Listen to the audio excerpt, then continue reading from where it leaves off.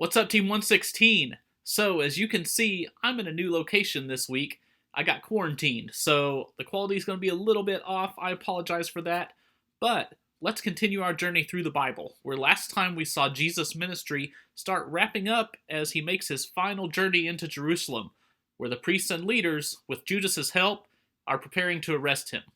Now, this week will seem to be a very hard week, but as we will see, there is always hope with Jesus that death is not the end. So check out this short clip, follow the instructions on the screen, and I will see you after this.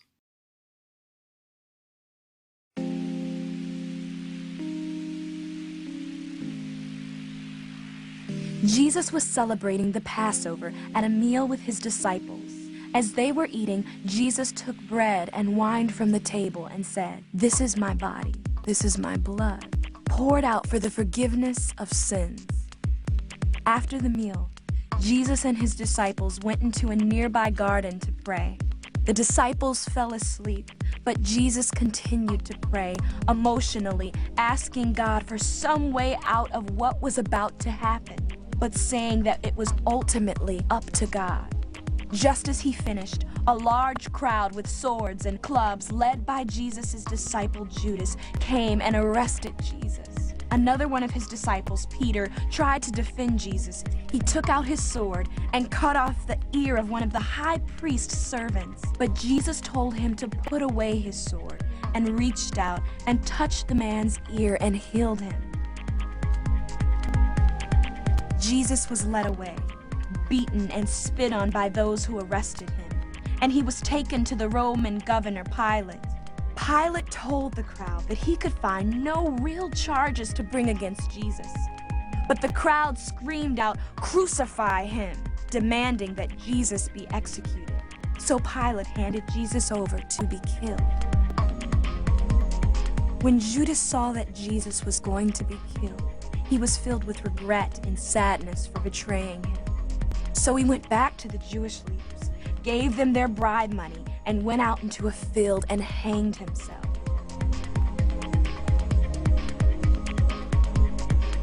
Jesus was crucified, nailed by his hands and feet to a wooden cross. Then, even though it was only noon, the sun stopped shining, and darkness came over the whole land. Hanging from the cross, Jesus cried out, my God, why have you forsaken me?" Someone nearby then gave Jesus a drink by filling a sponge and lifting it up to Jesus on a long stick. After Jesus took a drink, he said, "It is finished," and died. At that moment, the curtain in the temple was torn in two from top to bottom, and the earth shook. When the guards and the others around Jesus saw the earthquake and all that happened, they were terrified, saying, "Surely he was the Son of God."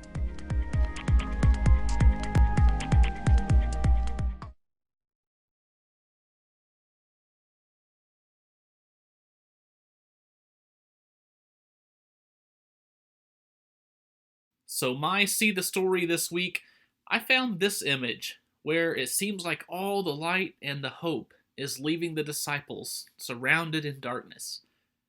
Now, the Passover festival began soon after Jesus entered Jerusalem, and knowing his time was up, Jesus shared in one last Passover supper with his disciples, what we know as the Last Supper, where he invited them to share for the first time in what we today call communion, to remember what Jesus would go through on the cross.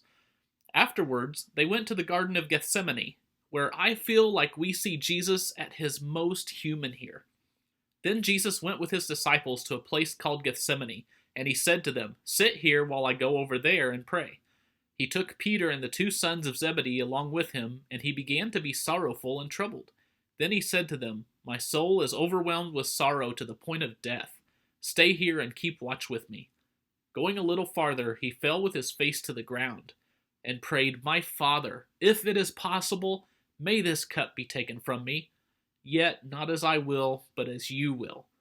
Then he returned to his disciples and found them sleeping. "Couldn't you men keep watch with me for 1 hour?" he asked Peter. Look at how we see Jesus here. He's sorrowful and troubled to the point of death. That sounds an awful lot like depression, and honestly, maybe even depression to the point of being suicidal. Now, Jesus would never commit suicide because he's Jesus. But if you have dealt with suicidal people, they tend to have these same feelings of just being overwhelmed, seeing no way out but death. In fact, Luke describes Jesus praying as this, and being in anguish, he prayed more earnestly, and his sweat was like drops of blood falling to the ground. When Jesus was at his absolute lowest, he prayed his absolute hardest, a lesson that we can all take and apply. He also prayed for God to have any way possible for humanity to be saved except for him to have to be crucified. There was a part of Jesus that did not want to go through with the torture and suffering and death he knew was coming. But notice also that as he prayed for this, he acknowledged that God's will should be done, not his. Again, a lesson that we can all take and apply. Then you see his reaction when he comes back to find the disciples sleeping. If you don't feel like you can relate to Jesus the miracle worker or Jesus the great teacher, surely there is something in just this one night of Jesus' life that you can relate to. So Judas arrives with a posse, and they arrest Jesus at the garden, bringing him to be questioned and to stand trial before the Sanhedrin, who again are essentially the overarching government of the nation. Now, if you thought Jesus would get a fair trial out of the Sanhedrin, look who makes up the Sanhedrin. They took Jesus to the high priest, and all the chief priests, the elders, and the teachers of the law came together. Yeah, all these people who conspired to get him arrested to be killed because they didn't like him. He's going to get a fair shake out of that. Yeah, sure. The chief priests and the whole Sanhedrin were looking for evidence against Jesus so that they could put him to death, but they did not find any. Many testified falsely against him, but their statements did not agree. Then some stood up and gave this false testimony against him. We heard him say, "I will destroy this temple made with human hands, and in 3 days will build another, not made with hands." Yet even then their testimony did not agree. Then the high priest stood up before them and asked Jesus, "Are you not going to answer? What is this testimony that these men are bringing against you?" But Jesus remained silent and gave no answer. Again the high priest asked him, "Are you the Messiah, the Son of the Blessed One?" "I am," said Jesus, "and you will see the Son of Man sitting at the right hand of the Mighty One and coming on the clouds of heaven." The high priest tore his clothes. "Why do we need any more witnesses?" he asked. "You have heard the blasphemy. What do you think?" They all condemned him as worthy of death. Sounds like a real kangaroo court there, doesn't it? They tried digging up anything they could put him to death for. They couldn't find anything. They tried letting people testify against him falsely, but they couldn't even do that right. The only thing they could hang their hat on was when he spoke the truth, revealing plainly and directly to them for the first time that he was God's Son, the Messiah, a truth that they were too blinded by their own jealousy and high-mightiness to consider. Now, if the Sanhedrin sentenced him to death, you might ask the question, why did they not just kill him right then and there? Well, that answer is revealed in a conversation they have with Pilate. Pilate said, "Take him yourselves and judge him by your own law." "But we have no right to execute anyone," they objected. Interesting, isn't it, that they could sentence Jesus to die, but could not actually legally carry out their own punishment? Again, sounds just a bit fishy. So, how does Pilate get involved? Well, knowing that they couldn't kill Jesus legally, they took their problem up the chain of command to Pilate as the Roman governor over their nation. The chief priests accused him of many things. Now, wait a minute. Didn't they try to find many things to accuse him of and couldn't? So where did all these many things suddenly appear from? They were made up. Shh. Pilate questions Jesus, but what's not talked about is that he was not the only one Jesus was brought to for questioning. When he learned that Jesus was under Herod's jurisdiction, he sent him to Herod, who was also in Jerusalem at that time. Jesus was actually not under Pilate's jurisdiction, so he sent Jesus off to Herod to be investigated. What came from that? Pilate called together the chief priests, the rulers, and the people and said to them, "You brought me this man as one who is inciting the people to rebellion. I have examined him in your presence and have found no basis for your charges against him. Neither has Herod, for he sent him back to us. As you can see, he has done nothing to deserve death." Well, as we know, that ruling did not satisfy the leaders, who ironically were now starting to incite their own rebellion against Pilate over not killing someone they were accusing of trying to start a rebellion. People who are so upset over someone doing things they don't like that they decide to start a rebellion they think is being planned against them. That doesn't sound at all familiar to today, does it? Well, even worse, Pilate tried to strike a deal to appease them, offering them the release of one prisoner, Jesus, or a man in prison for actually leading a rebellion and murder. And we all know who they chose. Well, Jesus then suffered through an amount of torture and punishment that is unfathomable to us. He was brutally flogged, dressed up as a mock king, including a crown of thorns pushed onto his head, mocked, spit on, beaten, stripped of his clothes, which were divided up by lot among the guards, and finally crucified hanging on a cross with nails driven through his hands and feet. It was a slow, excruciatingly painful punishment, and a humiliating punishment, as Jesus is left hanging there on a hill overlooking the city for everyone to see. He hung there for many hours alive, until finally ceding his final breath and his life for the fulfillment of his mission, for us. Now, normally, this would be where someone's story ends. But the religious leaders, they were smart. Or at least they thought they were smart. The next day, the one after Preparation Day, the chief priests and the Pharisees went to Pilate. "Sir," they said, "we remember that while he was still alive, that deceiver said, 'After 3 days I will rise again.'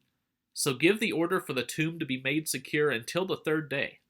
Otherwise his disciples may come and steal the body and tell the people that he has been raised from the dead. This last deception will be worse than the first." "Take a guard," Pilate answered.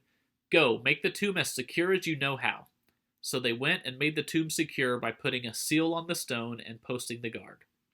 They thought they had crossed all the T's and dotted all the I's to make sure that the story of Jesus ends here.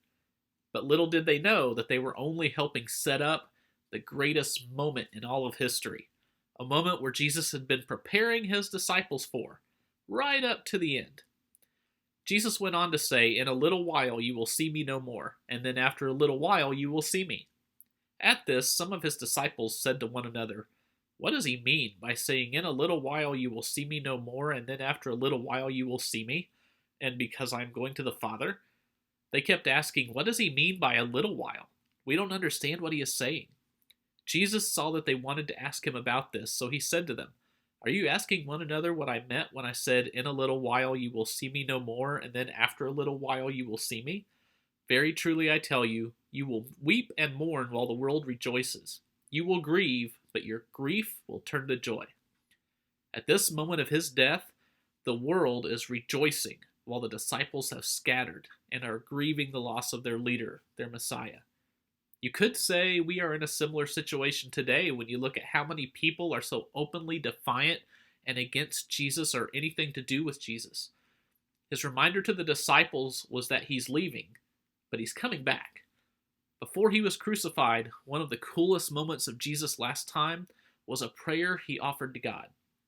Although he had the prayer asking God for a way out of this, he also offered specific prayer for his disciples, but then also for all who would believe, which includes us.